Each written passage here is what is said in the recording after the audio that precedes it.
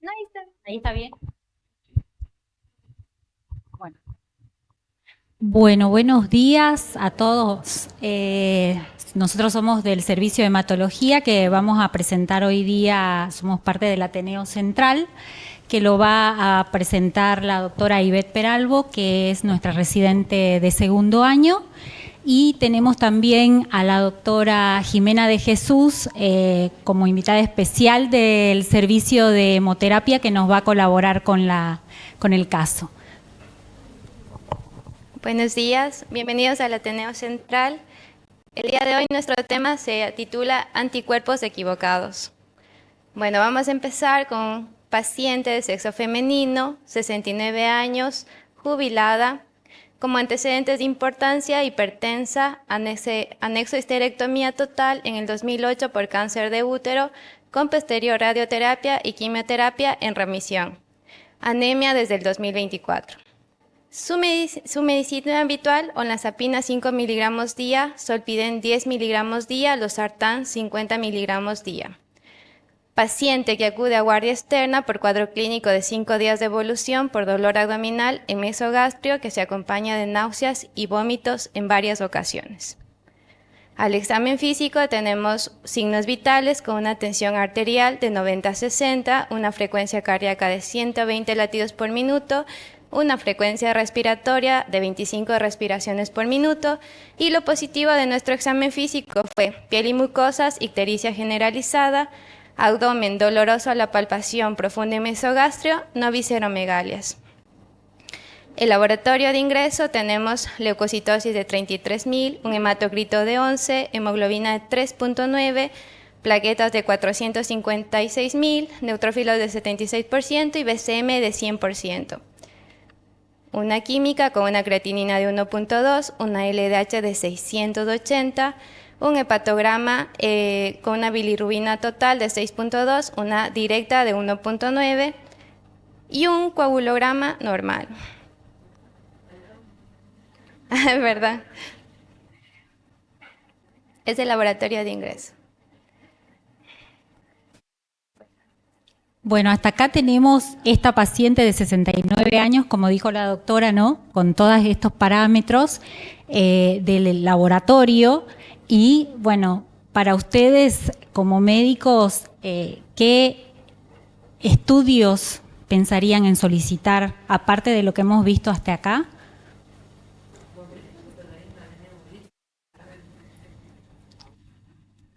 Sí. Perfecto. Perfecto, muy bien. Esplenomegalia no tenía la paciente, ¿sí? Nada, solamente el cuadro clínico de 5 días. Y los antecedentes que tenía, que vieron ahí, ¿no? El antecedente oncológico, ¿no? Que aparentemente estaba ya en remisión, estaba libre de enfermedad, con una anemia también que diagnosticada hacía un año atrás, pero que no teníamos, no estaba afiliada, no sabíamos si estaba estudiada o no, pero era ese el antecedente. Bueno, vamos a seguir. Bueno, lo que sucedió es que una vez receptada la paciente, nos interconsultaron al servicio de hematología. Nosotros ya la conocimos transfundida con una unidad de glóbulos rojos, la conocimos con un hemograma, con una leucocitosis de 29.000, un hematocrito de 15, hemoglobina de 5, plaquetas de 378.000, BCM de 105 y reticulocitos del 9%, ¿sí? Lo que siguiente que hicimos fue un frotis de sangre periférica, donde evidenciamos macrocitosis, esferocitosis, policromatofilia y eritroblastos circulantes. Como dijeron, esto perfecto, una prueba de Kunz directa positiva, una autoglobina menor a 5. Entonces, nosotros con todo este cuadro, con todas estas pruebas complementarias, ¿en qué pensamos, no? tenemos una paciente con anemia, parámetros de hemólisis, como dijimos, reticulocitos del 9%, autoglobina menor a 5, bilirrubina indirecta, LDH de 680 y un test de Coombs positivo. Como resultado, una anemia hemolítica autoinmune. En el servicio, como hematólogo, nos presentamos dos interrogantes muy importantes, ¿sí? ¿Cuál es el anticuerpo involucrado? Y si esto es primario y secundario. Yo voy a intentar responder la primera pregunta, ¿sí? Y para eso hay que como remontarse un poquito atrás a lo que es o cómo se interpreta un estudio inmunohematológico. Entonces nosotros sabemos que en el estudio inmunohematológico yo lo que tengo que hacer primero son las determinaciones eritrocitarias. ¿Qué quiere decir eso? Saber cuál es el grupo sanguíneo, si es A, si es AB, si es 0, ¿sí? Y el factor RH, si es RH positivo o RH negativo. Y aparte de eso, saber algo del fenotipo. ¿Qué quiere decir eso? Que el glóbulo rojo arriba tiene varios antígenos y parte de lo que es el sistema RH tiene algunos antígenos como C grande, C chica, grande, C chica. Eso nos sirve para poder tipificar después la unidad y poner lo más compatible posible. Por otro lado, para recordar un poco de esto, los pacientes que tienen grupo sanguíneo A o las personas que tienen grupo sanguíneo A van a tener el anticuerpo inverso. O sea, van a tener, por ejemplo, un anticuerpo que es un anticuerpo natural con el que aparece a lo largo de la vida, sobre todo en los primeros meses de vida, ¿sí? Que es el anticuerpo B. A la inversa, las que tienen grupo sanguíneo B van a tener el anticuerpo A y así viceversa. Obviamente los AB no van a tener anticuerpos porque si no reaccionarían contra ellos mismos y el grupo 0 tiene los dos anticuerpos. ¿Por qué digo esto de naturales? Y explico lo de naturales porque después vamos a ver una diferencia con los que no son naturales, ¿sí? Por otro lado, en el servicio de hemoterapia nosotros tenemos estas tarjetas que son tarjetas en gel, ¿sí? Que, a ver si puedo poner un puntero. Acá, ¿no? ¿Está? Ahí está. Bien, entonces estas tarjetas de gel lo que tienen ya es tipificado el grupo sanguíneo A, B, el control RH, ¿sí? Sería lo que sería el RH y el control, ¿sí? Esto acá se pone la sangre del paciente y por otro lado se pone el suero, que sería cuando yo centrifugo la sangre, la parte del plasma, ¿sí? Ahí evidenciaría los anticuerpos. Entonces, ese sería nuestro ejemplo de primera tarjeta. Por otro lado, sepan que hay un montón de grupos sanguíneos, ¿sí? De sistemas sanguíneos de antígenos de los glóbulos rojos, que en total actualmente, eso se va modernizando día a día, pero actualmente son 47, ¿sí? De los que más conocemos son el grupo ABO, ¿sí? El RH, pero después hay otros que tienen implicancia clínica en cuanto a la inmunogenicidad y la posibilidad de hacer hemólisis posttransfusionales. Sobre todo son los que son el grupo DAFI, el grupo KEL, ¿sí? Después lo vamos a explicar un poquito más. Estos son algunos de los frasquitos que tenemos con los reactivos. Estos son los C grandes, C chica que fue explicando, que se van marcando con la sangre. Muy bien, entonces, ¿cuáles serían las técnicas que nosotros hacemos, ¿sí? En la parte del servicio de hemoterapia? Tenemos una prueba de Coombs indirecta, una prueba de antiglobulina, tenemos una prueba de Coombs directa, que sería lo que sería PCD, y después tenemos lo que es la detención de anticuerpos y la identificación de los mismos. Entonces, empezando con esto, para hacer un repaso más que todo, porque yo sé que muchos ya lo sabemos, pero por ahí para los que recién empiezan está lindo saberlo. La PCI o la prueba antiglobulina indirecta, lo que es básicamente es agarrar suero del paciente o plasma del paciente, ¿sí? Sacando los glóbulos rojos y ponerlo esto que yo creo que tiene algún anticuerpo con glóbulos rojos de o algún paciente que yo ya conozco, ¿sí? Que son glóbulos rojos que yo ya tengo. Esas dos cosas se incuban a temperatura de 37 grados, ¿sí? Y después, al incubar esa temperatura, lo que hace el anticuerpo es unirse o sensibilizar el glóbulo rojo, o sea, unirse al glóbulo rojo. Eso se centrifuga, ¿sí? Y hace que con un reactivo que tiene la tarjetita, que es ese reactivo de Coombs, se unan más porque tiene un anticuerpo. Ese reactivo de Coombs hace que se unan ese anticuerpo con otro anticuerpo y así el glóbulo rojo, como dice acá, que sería la aglutinación, ¿sí? ¿Cómo se ve? Normalmente tenemos esto, ¿sí? Estas son las dos pruebas que hacemos de PCI, que tenemos dos diácel. Son glóbulos rojos que ya conocemos, el 1 y el 2. Me es difícil poner la cabeza y poner... Pero bueno, a ver. Por un lado tenemos el 1 y el 2 y tenemos los resultados, ¿sí? Estos serían, ¿cuál sería la aglutinación? Esto sería aglutinación 0, ¿sí? Que no aglutina. Y esto sería una PCI positiva, una cruz, 2 cruces, 3 cruces, 4 cruces, ¿sí? ¿Se entiende? Bien. Bueno, ¿y cuál es el uso o cuál es el objetivo de hacer estas pruebas? Son para buscar anticuerpos irregulares, que son los que llamaríamos no naturales, los que aparecen cuando yo tengo alguna reacción previa, inmune, para hacer pruebas de compatibilidad pretransfusionales, para saber si la sangre que estoy transfundiendo es compatible con el paciente, ¿sí? Y sobre todo se hace mucho para lo que es la embarazada, para saber si está sensibilizada, más que todo si va a requerir después transfusiones intrauterinas, ¿sí? Muy bien. Después la segunda prueba es la prueba de Kunz directa, es lo inverso, ¿sí? Yo lo que voy a tener es la sangre del paciente, vamos a poner burbujita, ¿sí? Y ya la sangre del paciente, el glóbulo rojo del paciente va a estar sensibilizado, ¿sí? La sensibilización de ese glóbulo rojo es mediante un anticuerpo o complemento, ¿sí? Pueden ser las dos cosas. Y lo que voy a usar es el mismo aditivo que esta sustancia que va a hacer que yo lo evalúe y lo pueda ver, ¿sí? Entonces voy a ver la opsonización del glóbulo rojo con anticuerpo o con complemento o con ambas cosas. Eso sería una PCD positiva, ¿sí? Lo mismo, aplica exactamente lo mismo, una cruz a 4 cruces. Lo que pasa es que esta prueba es una prueba que es poliespecífica, o sea, lo único que me dice es que hay un anticuerpo, ¿sí? Yo después lo que quiero saber es qué tipo de anticuerpo es, si es IgG, si es IgM, si es complemento, qué es. Entonces lo que hago son pruebas monoespecíficas, ¿sí? Hay una tarjeta de gel especial que se ve IgG, IgA, IgM, ¿sí? Complemento, y un control que me debería dar negativo, ¿sí? Si no, la prueba está mal hecha. Bueno, acá en esta prueba, por ejemplo, se ve que todo me da negativo, pero esta me da 4 cruces, ¿sí? Un ejemplo. Y como para tener una idea somera, pero después los hematólogos lo van a explicar mucho mejor, según el tipo de anticuerpo que yo tenga, hay probabilidad de tener diferentes enfermedades, ¿sí?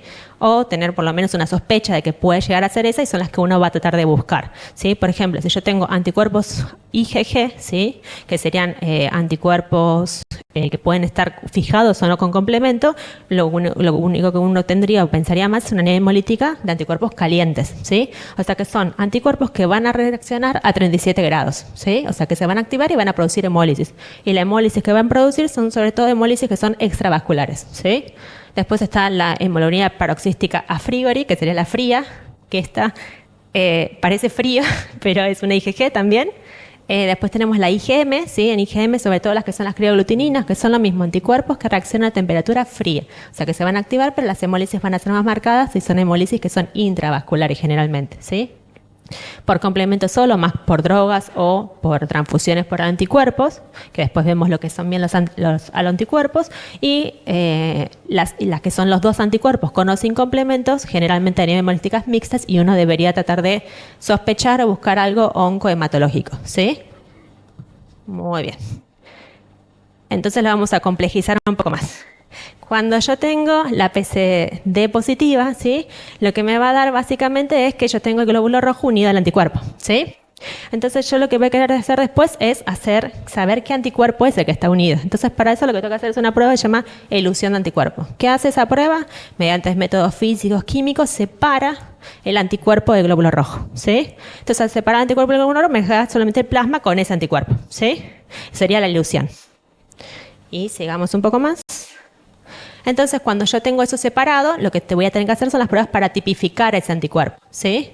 Obviamente que yo voy a separar ese anticuerpo del glóbulo rojo, pero yo no sé si no generé un anticuerpo antes, si ya el paciente no tiene otro. Entonces, ¿cómo sé si es un anticuerpo irregular, que son anticuerpos que están dirigidos contra los glóbulos rojos, pero son anticuerpos que no son naturales? ¿Qué quiere decir? Que yo los creo a partir de una respuesta inmune previa, ¿sí? Por ejemplo, una transfusión previa, un trasplante, algo que haya tenido conexión con otra sangre, ¿sí? Que haya generado esos anticuerpos. Esos son IgG y generalmente fijan complemento. ¿Y por qué son importantes?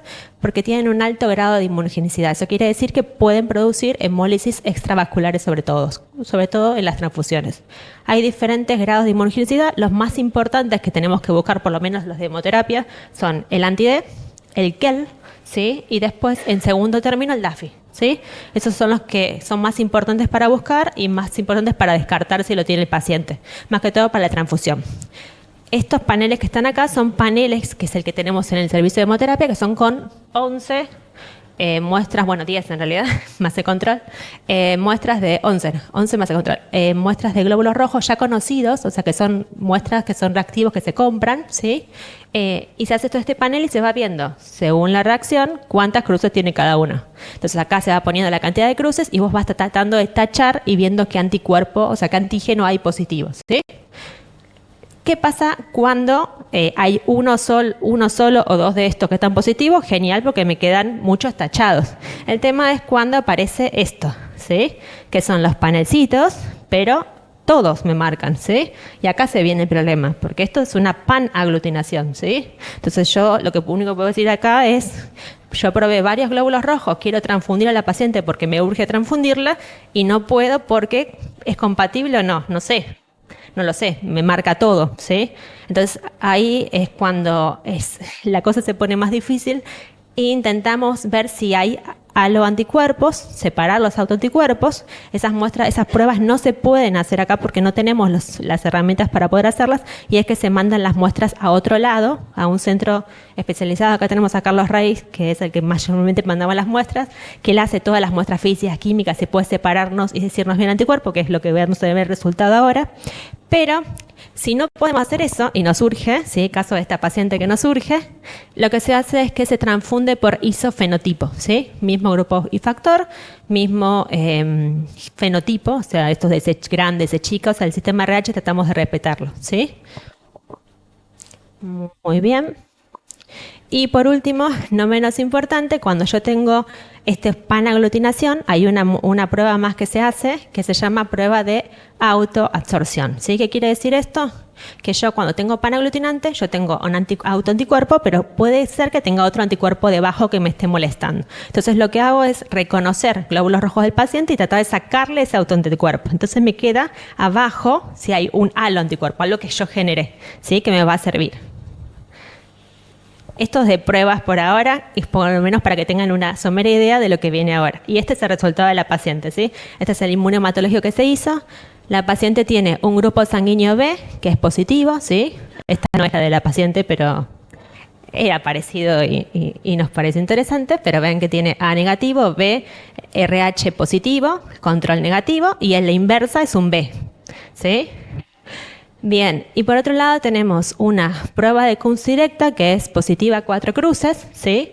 Con un monoespecífico que es IgG, IgM y complemento, ¿sí? Las tres cosas. Se hace la elución de anticuerpos, ¿sí? Y lo que se descubre es que es un autoanticuerpo de tipo IgG y es panaglutinante, ¿sí? Lo que decíamos antes. Entonces después lo que se ve con esto es cuál es la reactividad del sistema RH, que es lo que se puede hacer, ¿sí? Y tiene una reactividad negativa. Quiere decir que ese autoanticuerpo no depende del sistema RH, o sea que eso lo sacamos, ¿sí? O sea, el D y el demás lo podemos sacar. Y el C grande, C chica, etcétera. Y después, por otro lado, se hace la determinación sérica, ¿sí?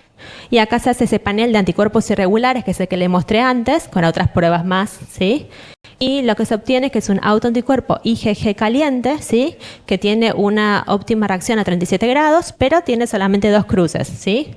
Por otro lado, es un autoanticuerpo, tiene 2, ¿no? Hay 2 anticuerpos. El otro es un IgM frío, que tiene una especificidad para anti-I, ¿sí? Y este tiene un rango térmico de 4 a 27 grados, ¿sí? Pero demuestra que tiene una gran capacidad de activación de lo que es el complemento, ¿sí? Quiere decir que tiene alta inmunogenicidad, ¿sí? Y para adelantar un poco, pero después calculo que esto después se puede hablar un poco más. El anticuerpo anti-I normalmente es un anticuerpo que la mayor parte de las personas lo tenemos. El tema es cuando tiene alta reactividad, ¿sí? Y cuando la temperatura del rango térmico es amplio rango térmico, porque ahí tiene más inmunogenicidad, ¿sí? Y ahí tiene más chances de hacer una anemia hemolítica.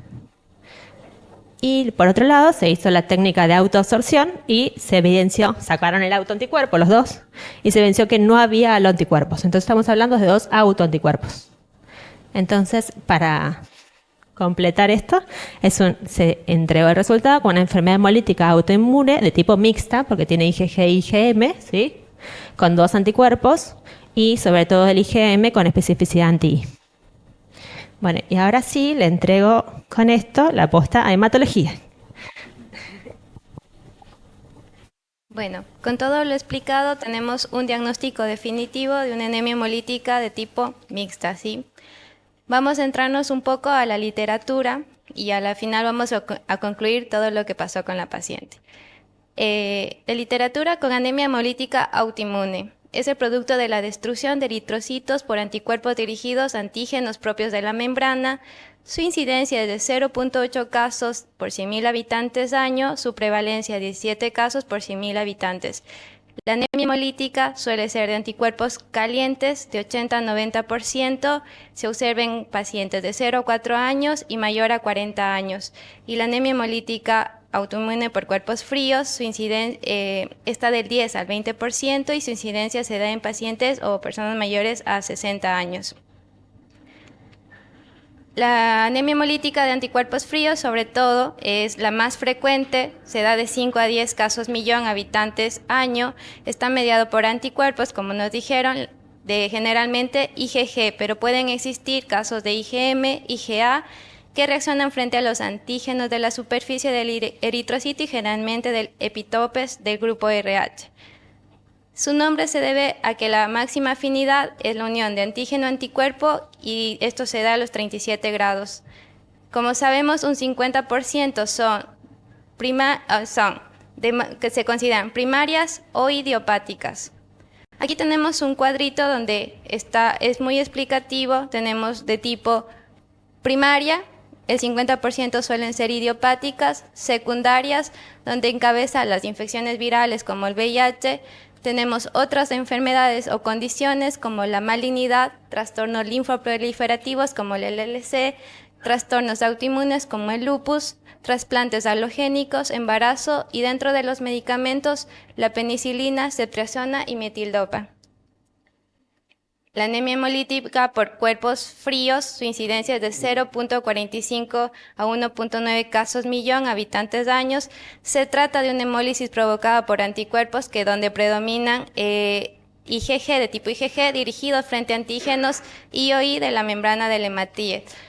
Su máxima afinidad ocurre entre los 0 a 4 grados, pero su rango patológico térmico es de 4 a 20 grados. Igual acá tenemos un cuadrito donde tenemos el tipo que es primario, la etiología enfermedad por aglutininas primarias, secundario donde encabeza las infecciones virales como Epstein-Barr, citomegalovirus, la HPN por cuerpos fríos en niños con una infección viral, la infección bacteriana como el micoplasma, la HPN paroxística por cuerpos fríos, por Klebsiella, E. coli, sífilis congénita y terciaria, y las otras condiciones donde nos interesa a nosotros como hematólogos también, ¿no? Trastornos linfoproliferativos, malignidad, trastornos autoinmunes y los medicamentos, la lenalidomida que nos dice que es rara. Y adentrándonos en la paciente, como sabemos, era una paciente con una anemia hemolítica autoinmune mixta, que sobre todo es la presencia de altos títulos de aglutininas frías de anticuerpos calientes, IgG y C3. Estos suelen tener un inicio brusco, un curso grave y una pobre respuesta al tratamiento.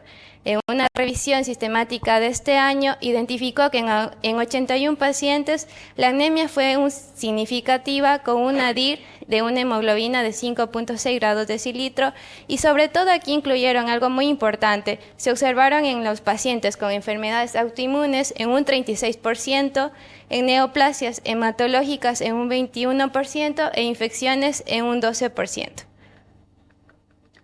Vamos a irnos al tratamiento, igual lo dividimos por anemia hemolítica de cuerpos calientes. La primera línea tenemos la corticoterapia, la prednisona de 1 a 2 miligramos kilogramo día. Esto va a tener un tiempo de respuesta de 7 a 25 días, entendiéndose como respuesta al tratamiento el aumento de 2 gramos decilitros y la normalización de los parámetros de hemólisis. Tiene una tasa de respuesta del 80%. Como segunda línea en este tratamiento tenemos rituximab, 375 miligramos metro cuadrado, una vez por semana por 4 semanas. El 80% responde al tratamiento con una respuesta de 3 a 6 semanas y se mantiene durante 3 años. Y como tercera línea está la esplenectomía. Hoy en día solo se recomienda si los pacientes no responden o recaen tras el rituximab. Y tenemos otras terapias como la azatioprina, ciclosporina y micofenolato. También vamos a hablar, como era nuestro caso, de nuestra paciente que ingresó con una hemoglobina de menor a 4, ¿qué se hace en estos pacientes? ¿Sí? En casos de crisis hemolíticas graves o con inestabilidad hemodinámica, tenemos que el entorno de la mortalidad es a un 30%. ¿Qué hacemos cuando recibimos a estos pacientes o a nuestra paciente en este caso pulsos de metilprednisolona? ¿Cuáles son sus dosis? De 250 a 1000 miligramos día de 1 a 3 días, o la otra opción es de 100 a 200 miligramos por 7 a 10 días. Y como nos dijo la doctora, las transfusiones se deben individualizar en cada paciente. Esta corría riesgo de vida, así que era necesario, ¿sí? Ahora en el tratamiento de anticuerpos fríos, como primera línea, aquí está el rituximab como monoterapia, igual son 4 dosis, 375 miligramos metro cuadrado, y la respuesta es de 45 a 60%. Tenemos la combinación de bendamustina rituximab, que aumentaron la dosis de respuesta al 78%, y nuevas terapias que sobre todo están dirigidas a la inhibición del complemento, dirigidas frente al C5, que es el eculizumab, el C3, el pegcetacoplan, el C1, el sutilumab, y estas están siendo reportados buenos resultados, pero siguen en ensayos clínicos. Y de la anemia hemolítica mixta, del 5 al 10%, tiene un inicio grave, muy pobre respuesta al tratamiento. En este caso está nuestra paciente. Se deben administrar, como dijimos, glucocorticoides de dosis altas de primera línea, y en el caso si la clínica tiene aglutininas frías, se debe considerar combinarlo rituximab más la corticoterapia. Acá también nos pusimos la eritropoyetina. Existen nuevos ensayos clínicos, tiene todavía poca evidencia, baja evidencia sobre el uso de la eritropoyetina, sí, pero lo van a encontrar, y sobre todo porque en nuestro caso lo vamos a nombrar. La eritropoyetina ha demostrado incrementar los niveles de hemoglobina, tanto en anemias hemolíticas de cuerpos calientes y de cuerpos fríos, y reduce la necesidad de transfusiones. ¿Cuál es la dosis Estas dosis van a variar desde 4.000 unidades internacionales de 2 a 3 veces por día hasta 10.000 unidades internacionales de 10 a 3 veces por día, ¿sí? Por semana. Bueno, acá es algo para clínicos, para todos. ¿Cuáles son las medidas generales que yo debo tener si yo recepto a este paciente? Porque por lo general caen en la guardia, puede ser un fin de semana, el manejo. Sobre todo, vamos a hacer la transfusión. En pacientes que tienen descompensación hemodinámica, lo debemos considerar, sí, con riesgo y todo, sí. Debemos ver los hemoderivados más compatibles, como nos expuso la doctora, y siempre debe ser lenta y bajo vigilancia. Si tenemos, obviamente, una paciente con anticuerpos fríos, se debe calentar, tener las medidas de que la paciente no hemolice más, ¿sí? También el ácido fólico, porque el ácido fólico es un apoyo farmacológico que va a evitar primero la aparición concomitante de una anemia megaloblástica por consumo, ¿sí? También tenemos la protección gástrica, como los inhibidores de la bomba de protones. ¿Por qué? Porque nuestro paciente va a estar con alta dosis de corticoides y obviamente va a producir una úlcera, puede ser, ¿no? Una profilaxis antibiótica, porque nuestro paciente está con alta dosis de corticoides monoclonales, debemos protegerlos de infecciones oportunistas, tanto fúngicas, virales, bacterianas. Es que ellos se quedan con largo tiempo de corticoides.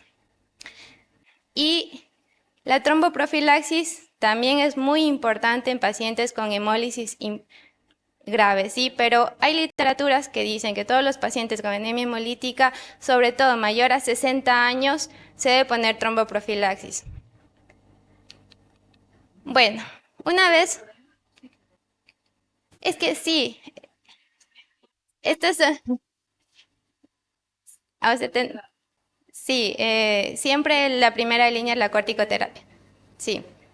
Lo recibimos en la guardia a la paciente.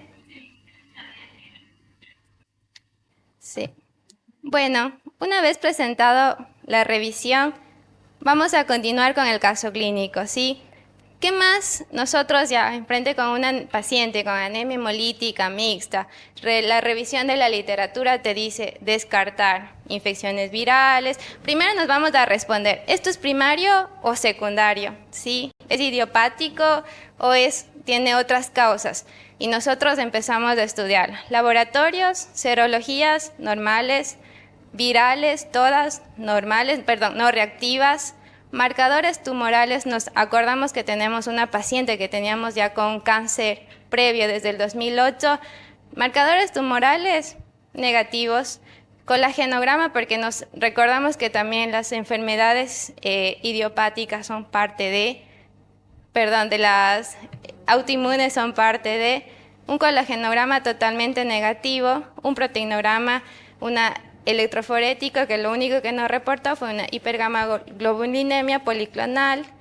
En imágenes, lo primero, ecografía abdominal, sin particularidades, y lo único que nos reportó una tomografía de cuerpo total fue un derrame pleural posterobasal leve de predominio izquierdo, era muy chiquito. Y nosotros, sí, todo bien. Por eso también, desde el 2024, un año con anemia no estudiada. Bueno, le hicimos una biopsia de médula ósea, nada, una hipercelularidad con hiperplasia eritroide, no, nada más. Nuestra paciente desde un principio inició con pulsos de corticoide y luego vía oral, endovenoso y luego vía oral.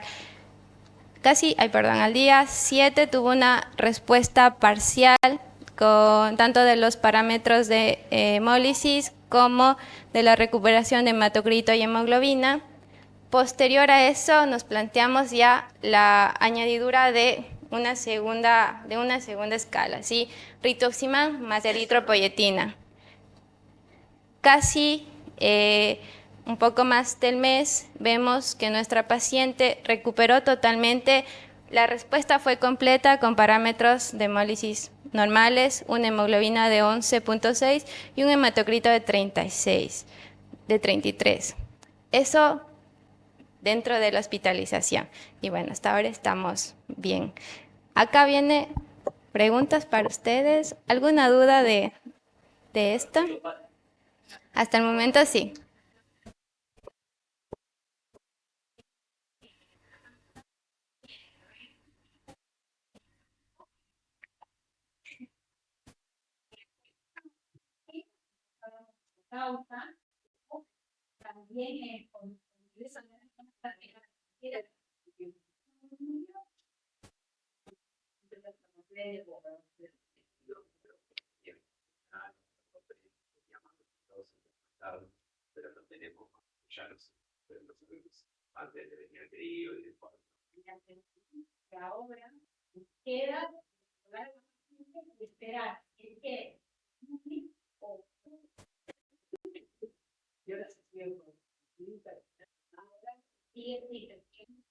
Y con nosotros.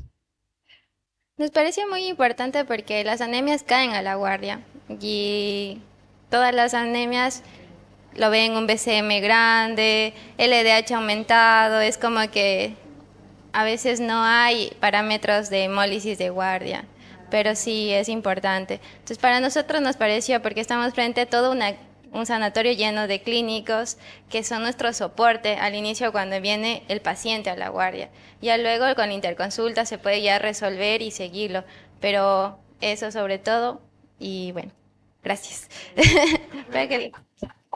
Esperen que digo una cosa más y que me parece importante por hemoterapia nomás. Cuando cae la guardia, obviamente en la guardia no hay, es muy raro que haya hematólogos de guardia, ¿sí? Y también nos resulta muy difícil a veces tener médicos de hemoterapia en el servicio de hemoterapia. Entonces, el que recepciona el pedido de la transfusión es un técnico, ¿sí? Es un técnico que, si bien tiene mucha experiencia, ¿sí? A veces algunas cosas clínicas no las sabe. Muchas veces mis técnicos, por lo menos que tenemos abajo, son muy avispados y ven el laboratorio, ven si tiene el EDH, ven el BCM, o sea, ven cosas que por ahí a veces los adiestramos nosotros para que miren, pero hay muchas veces que sabemos que puede pasar que el que nos pide la transfusión no ve esas cosas o no las piensa, ¿sí? Entonces creo que eso es lo más importante, que si uno lo piensa, ¿sí? Y lo busca, ¿sí?